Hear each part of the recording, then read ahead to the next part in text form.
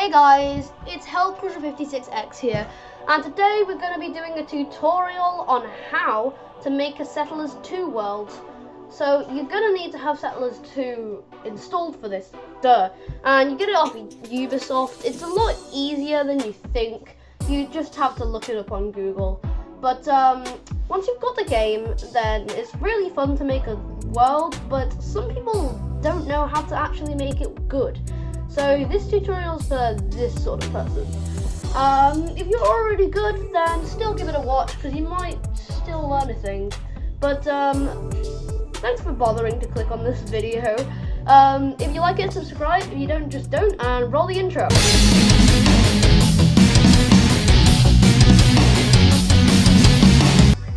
So when you're making a new world, then you've got this options. Now we're going to be learning how to do Greenland, but if you want, you can pick the Wasteland or Winter World.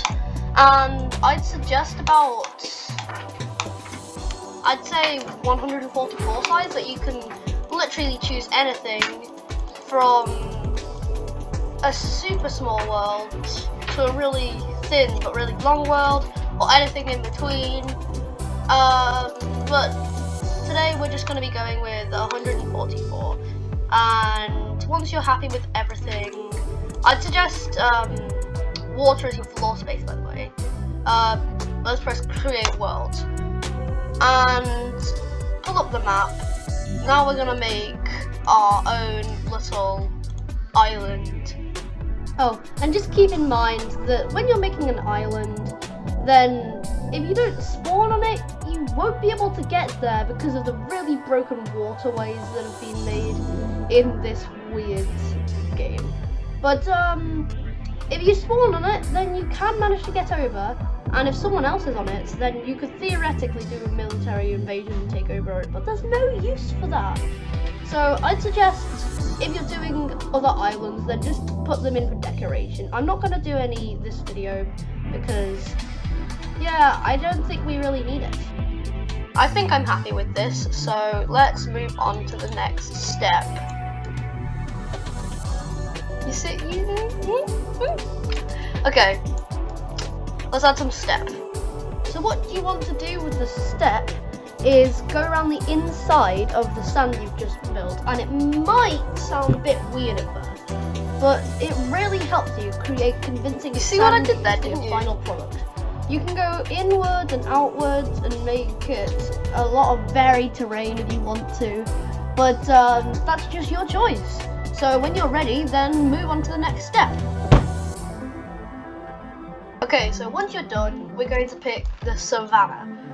The savannah, yeah, that's just a little outline which makes it easier to transition from it into grass. And it takes quite a lot longer than the step because it's quite precise.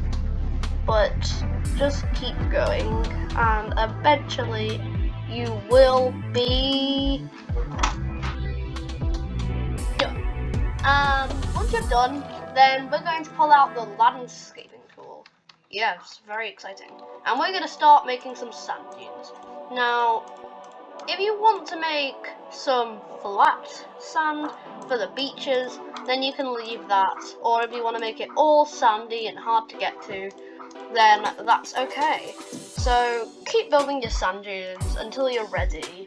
And if you want, then you can make it a lot higher in some places and a lot lower in some places.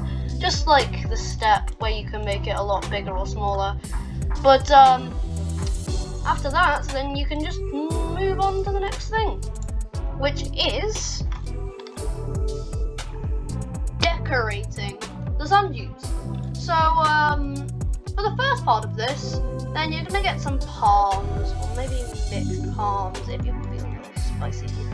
And you're just gonna spread them out equally around the beaches.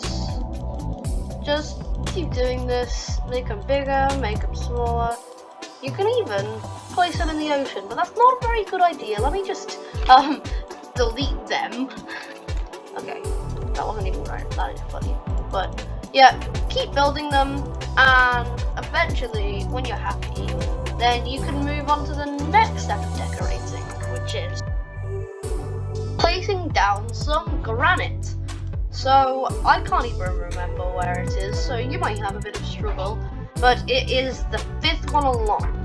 And if you want to place a lot of granite, then that's okay, but I'm just going to place a little bit of it. And yeah, just like the trees, keep going around until you've done your whole build, and when you're happy, then you can move on to some of the smaller bits of decoration, like stones and pebbles if you really want to.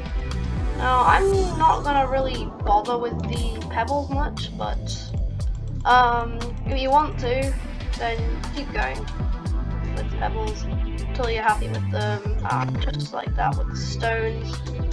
I think I'm just gonna leave them like this for now, and if you want, you can also add some skeletons. I'm gonna add some skeletons in because they just add to the atmosphere of the beaches.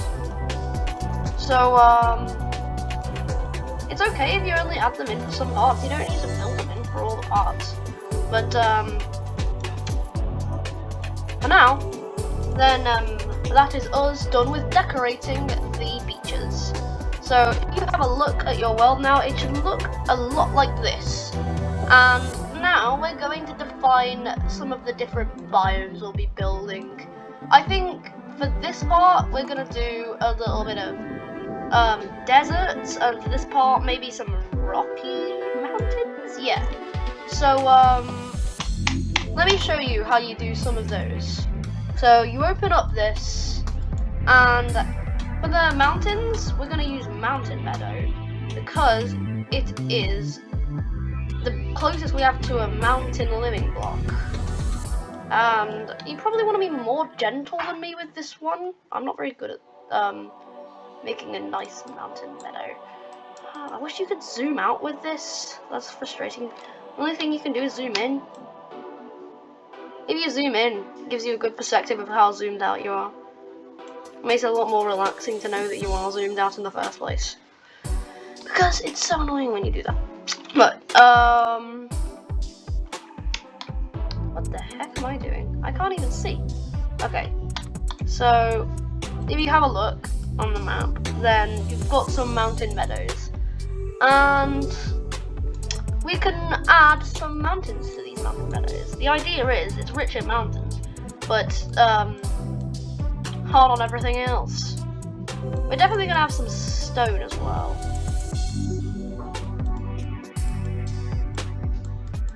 We do want every type of mountain in here.